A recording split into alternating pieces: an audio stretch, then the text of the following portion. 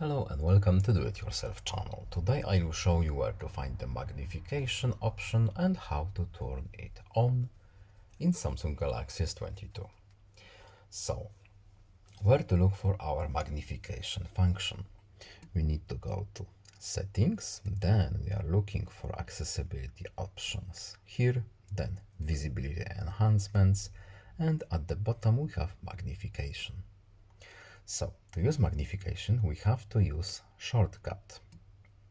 So, to set up a shortcut, we need to tap it here, and now turn on shortcut, and we can choose a few options right here. We can have it added to our accessibility shortcut on the bottom right, or we can use our volume keys or side buttons shortcuts.